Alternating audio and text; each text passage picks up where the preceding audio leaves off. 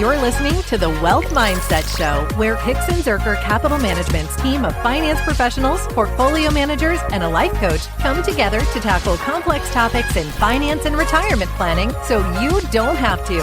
From investment strategies and wealth management to tax planning, retirement income, and aligning your money with your values and purpose, the Wealth Mindset Show offers the tools to thrive. All right. Hey, welcome back to the Wealth Mindset Show, where the Hicks and Zerker team helps you manage wealth, navigate retirement, and make smart decisions for a secure, meaningful future. I'm Austin Wilson, Director of Investments at Hicks and Zerker Capital Management. And I'm Josh Robb, Director of Wealth Management at Hicks and Zerker Capital Management. And today we are joined by Tony Hickson, our founder and partner here. And we are going to be talking about stewarding generational wealth and kind of what does being a good steward mean.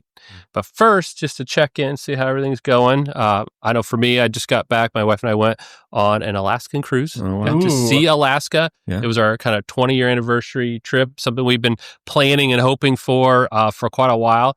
Great time. Saw whales, which are just incredible creatures that, you don't see them in Lake Erie or anywhere around here. So Blanchard. Yeah. So just cool to see them. I saw some sea otters, and this is what blew my mind. I mean, whales are big, you know that. Yeah. But I saw these sea otters. They can grow up to 5 feet long. I know. I think of these little river otters, right? Like you hold them in your hand. But not these guys. These are big. They're still cute, but they're bigger cute. Yeah. Yeah, but that was me. That's the closest to Russia they would allow you. We were there. Yeah, you were couldn't quite see it. I right had my there. Binoculars. Vlad, just wave at them. I know you're watching. It was, good weather though, and interesting stuff. Yeah. Great. Oh, you went gold mining. I did. I got some gold. You brought back some. And when I came back, it hit all-time highs. All-time highs. My 2 little flakes that are floating in on my little water. Instead of being worth $1, they're worth $2. I don't even think it's worth $1. I think I got like 6 cents worth of gold. So, what about you, Tony?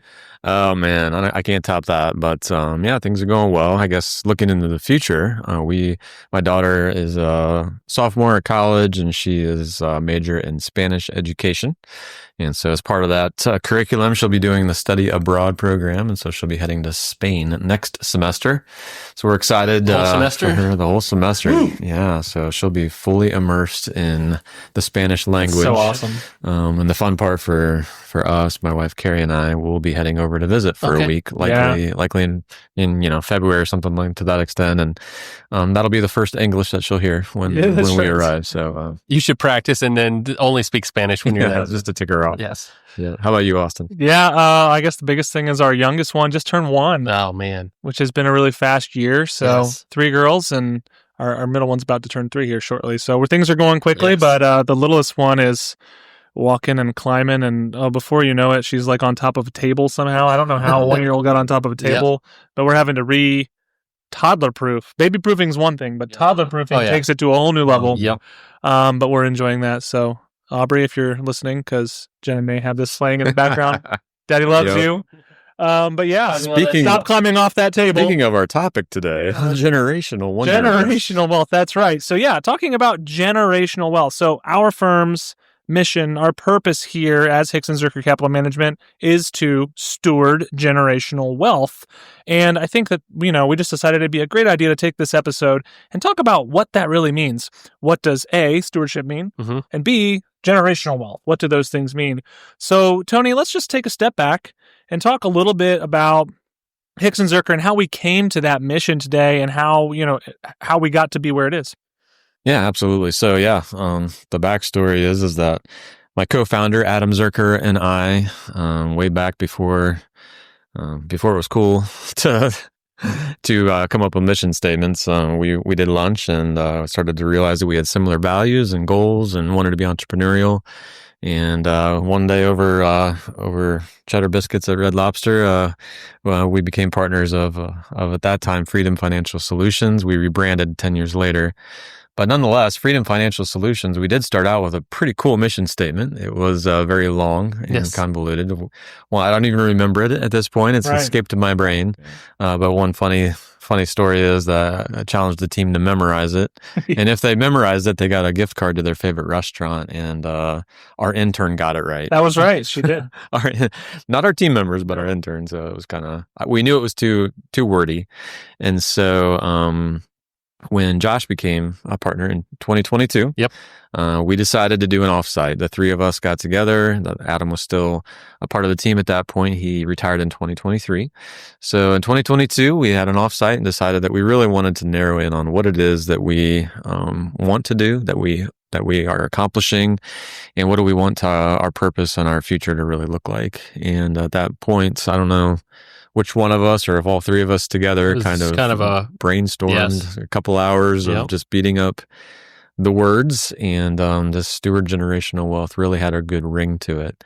And so I'm excited today to really dig into the definition of those words. Stewardship is a very broad topic, a broad meaning. We're going to really define what it means for us. Generational, this isn't just for us, it's for future generations like Aubrey and beyond. And then wealth, we define, and maybe not in today's episode, but maybe a future one, but we define it as more than just money. It's not just financial. You can be wealthy in relationships and purpose, in health, and all of the good things that we want our clients to have. So it's kind of a background on how we got to where we are. Well, I'd like to thank you first for shortening that up a little bit. Yeah, you're welcome. Easy to remember. Now, they did take away the opportunity to get the lunch gift card when they trimmed it down to 3 words. That's true. Because but the nice thing is, like, everyone has it on the top of our brains all the time, right? It's easy to remember. We all know what we are aligned and coming to work each and every day to do, and that is to steward generational wealth. So let's break that down. We got a couple sections. So let's talk about steward, and specifically stewarding of wealth. So Josh, talk a little bit about just stewardship in general. Yeah. What is a steward? Yeah. Steward is defined as someone who is taking care of someone else's resources. So I'm not a steward of my stuff. Right. I'm a steward of other people's things if I'm responsible or in charge of it. Yeah. And so a steward's job is to safeguard, protect, grow, and kind of fulfill the goals and objectives of the owner. Yep. But the owner's, in a sense, delegating it to that person to manage. So a steward, more than anything, is making sure that they are fulfilling the goals of the owner. And that's our job. Yep. So when we're stewarding wealth, and like Tony said, there's a lot of different wealths, but for right now, we'll just kind of focus on the financial. Our job isn't to obtain our goals and objectives. As a steward, our job is to say, what are the client's goals and how can we best manage and grow that wealth to meet those? So there's really a couple ways this could go then. If you are a steward, you can be a good steward, or I'm sure there are ways to be very bad stewards as well, right? So Tony, talk a little bit about what a good steward would be. Yeah, well, I mean, the thing I love about understanding what a good steward is you have to explore what a bad one would be. So I guess I'll turn the question back to y'all. What comes to mind when you think about bad stewardship? I think I mentioned is whose goals are you trying to achieve? So a bad steward may still manage the money well, but if they're not doing it towards the right objectives, they're not being a good steward. So you could say, oh, look how much I grew this money. But if the person said, I actually wanted to do this, maybe something different, well, I wasn't stewarding it to your goals. So I think the first is a good steward knows and understands the objectives, knows where they're going. And then the second thing is that they are mindful and are active, not passive when it comes to being engaged. And so I always think a great example of, in the Bible, there is a parable that Jesus told about some stewardship. And he uses this concept of there's this rich ruler, he's leaving, and he calls up a couple of his servants and he says, hey, here is some of my wealth. So gives, one talent was a measurement of wealth. So here's one bucket of money for you. You get 3 and you get 5. So each servant got a little bit different amount, and then he left, and they all were put in charge of this money. They were stewards. And the concept was they were all given the same objective, which was safeguard and grow this for me. Do what I would do if I was here with this money. Really, that's what he's asking. Right. So they're gone, and they all do their thing. He comes back, and he says, all right, show me what you did. And the first one said, hey, I had 5. I worked hard. Now I have 10. Here you go. And he says, good job. Next one says, hey, I had 3, I doubled it, I have 6, here you go. Great job. Now, 2 different amounts, and he was happy with both of those results. Correct. It wasn't that the 3 with the 6, he's like, well, you should have had 10, but he was happy they both achieved their goal. Then the first one, the one that had 1, said, hey, I buried it, here's your 1, I didn't lose it, And he Well, thought, because he knew he was an angry yeah, Shrewd. he Shrewd said you're owner. shrewd, Yeah. and the owner was like, well, if you knew I was that way, you knew my expectations of what I wanted of Why this, did and you you do didn't that? do it. Not a good stewardship. So that's a great example. I think it breaks down is it's not how much you're managing as a good steward. It could be a little or a lot. Your job is to steward whatever that is well and do it to what that owner would expect. Yeah, I think it goes back to whose interests are you making that decision in, right?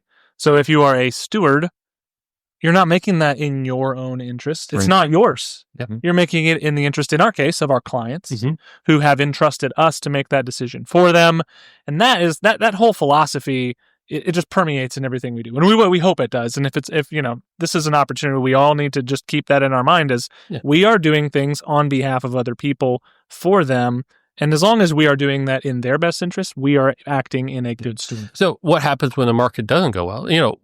It's your intention in what you're trying to achieve. So if we're a person is being a good steward, but then things just don't work out. Hey, I tried this investment, I bought this thing or whatever the idea is, and it just didn't work out. Well, stewardship is based on what you're trying to do and achieve, not just the outcome. And so am I being a good steward? If my intentions and my goals were right, that's really what it's being measured here from that standpoint. The way I kind of think of it too, Austin, is, our clients earn, X. And I know if you're on the podcast, you can't see my hand. It's up in the air.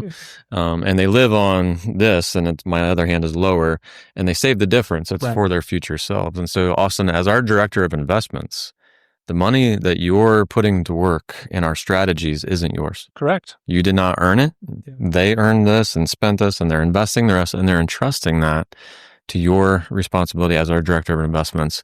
What kind of weight on your shoulders, what kind of stewardship responsibility do you take with that? I mean, it's heavy because these people, and we work with hundreds of families, and it's a blessing and an honor to be able to do that. But these people sacrificed. Yeah. They lived below their means for years and years and years to be able to have a sum of money to hand over to someone who knows what they're doing, is what we would like to say we do. Sure. And to put them first to make decisions on their behalf. So the fact that they worked so hard for this makes the pressure even more, right? Mm-hmm. We have to come to work every day knowing that these people could have done a lot of things with this. They could have lived very extravagantly, but they sacrificed to get here.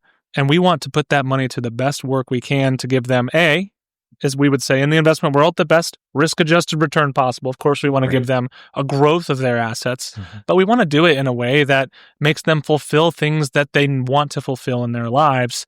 So it's more obviously than just numbers here, but it is a big pressure because if Tony and I, we're managing these portfolios together here, if we make a bunch of really poor decisions, now we're not going to say we're going to get everything right all the time, but by and large, if we make a bunch of really outsized decisions that go very poorly for our clients, that is bad stewardship. Their sacrifice over the years of setting this money aside, living below their means, and entrusting it with us did not go well. Yeah. And that is not what we are here to do. So every day when we look at our portfolios, we're going to say, hey, do we have more opportunity to be right than we have to be wrong here?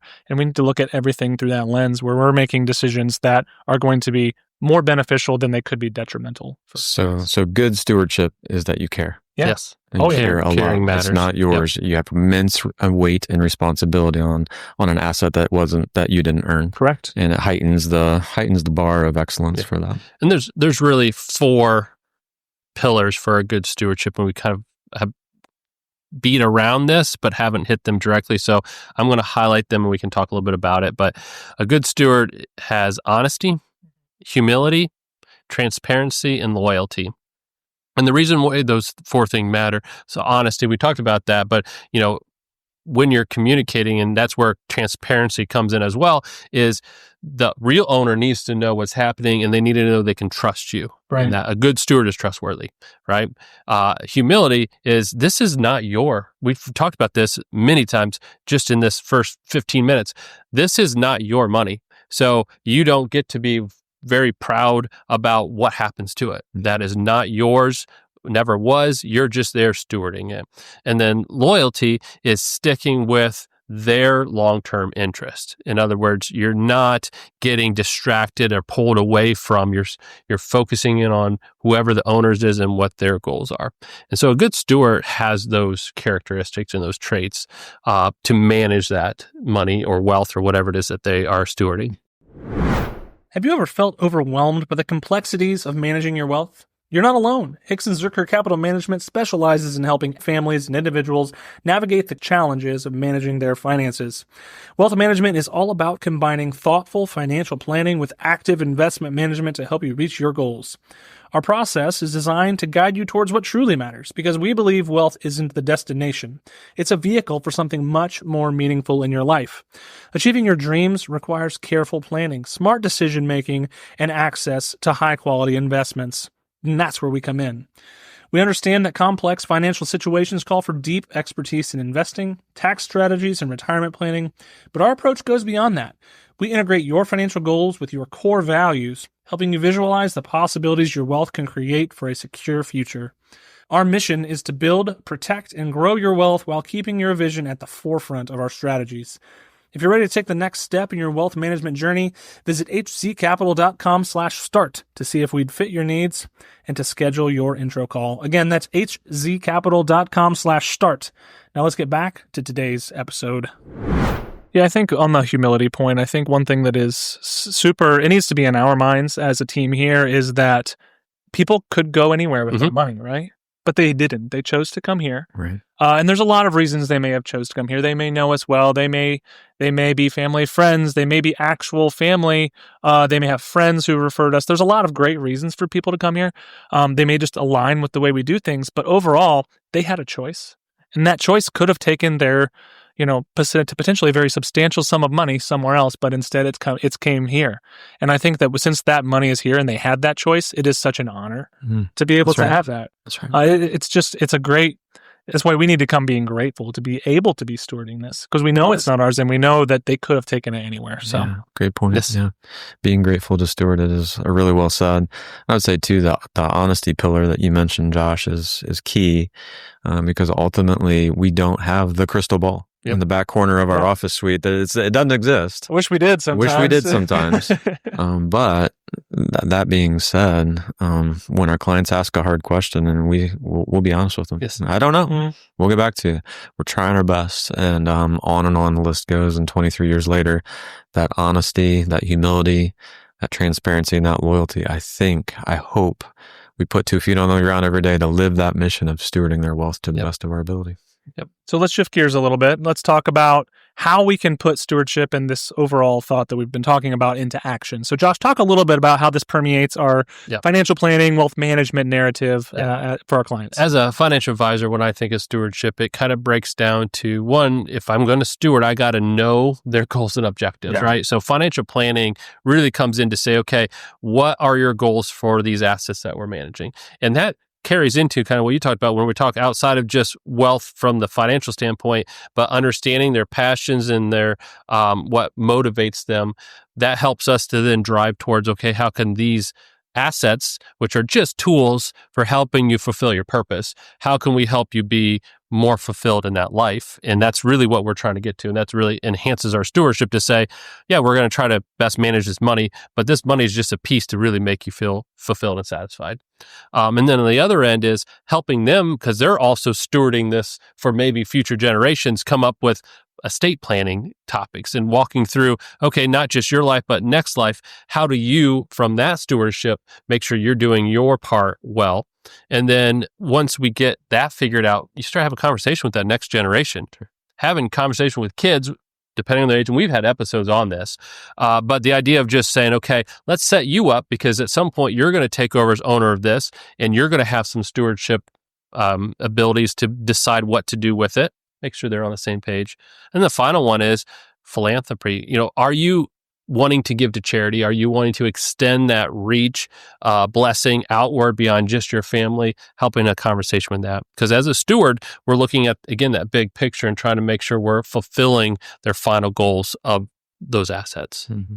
So, Tony, talk a little bit about just overall, what do you, as our CEO, what do you want to see our firm be known as in the community when it comes to a legacy? Yeah. Well, we've thought a lot about it. And, in our industry, at least, there are a lot of big players that want to gobble up the small guy. That happens in a lot of industries, but ours specifically is very, very robust with what we call roll-ups. So the larger firm would buy the younger or the smaller. And as I think through the legacy that we want to leave in this community in Northwest Ohio and the impact that we have throughout the United States, we want it to be that of abundance, of teamwork, of professionalism, of excellence. We want to operate with complete integrity, and we want that impact to be felt in our community through the actions that we take through the clients we serve, and also just our representative team. We have 13 team members, and as they make connections and relationships and network in the community, that they can live those values out and steward those relationships well also. Josh, what do you think is an area of stewardship that people just sometimes don't even think about? I think they overlook a lot of times what the role actually is, right? So I'm given money to manage. Okay, I just need to grow this. Is that really what I need to do as a steward? It's more understanding the goals and the purposes. I think a lot of people jump that step and just say, I just need to grow this money. I just need to manage this money. Maybe. But maybe there's more to it than that. I think that's the biggest thing is just stewardship is deeper than just managing that money. I would say that, depending on your background, depending on your faith side of things or whatever you believe, you could even view stewardship as even another level higher, right? Where we're stewarding clients' assets, but ultimately you may believe that you're stewarding a higher power or God's assets as well too. So I think that it all ties together and we're all here doing the same thing on this earth. And I think it's a really cool thing that kind of can bring us together. So yeah, any final thoughts on stewardship, guys? I think for me, the biggest thing is, we've talked finance today, but as a parent, part of my stewardship is I'm been made responsible for, in my case, four kids, right?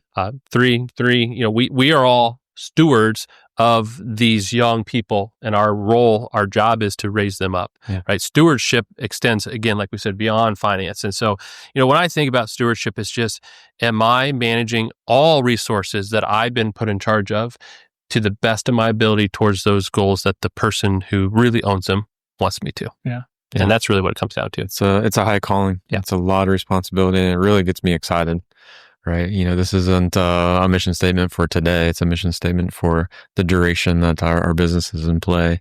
And we're excited to help our clients walk alongside that chaotic marketplace or the unknowns of estate planning or just the other complexities that, Josh, you deal with in explaining tax planning techniques and all the other chaos that you help them through.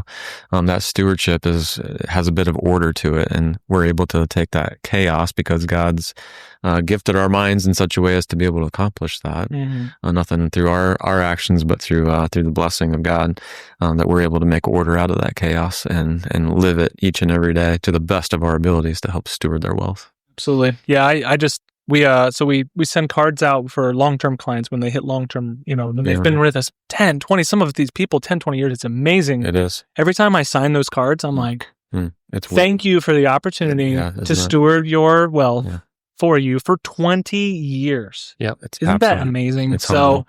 If you're one of our clients listening to us who's been with us for a long time, just thank you. Yeah. Because we wouldn't be here without you, and we're not anywhere. That's right. Awesome. Well, if you enjoyed today's episode, if it was insightful or you had some thoughts about stewardship that maybe it struck in your head, hit that subscribe button on your podcast player so you don't miss the next episode. And make sure you follow us on social media. We're pretty active on there. We'd love to touch base with you there. And always feel free to check out hzcapital.com. Check out all of our tabs. You can read more about what we do as a firm, what we believe, how and why we do things. You can meet our team. Or check out thewealthmindsetshow.com where you can find transcripts of our episodes and resources there. Other than that, thanks for listening, and we'll see you next episode. Talk to you later. Bye. Thank you for joining us at the Wealth Mindset Show, where we tackle the complexities of finance and life planning to help you align your wealth with your values. We hope today's conversation provided value and clarity as you navigate your financial journey.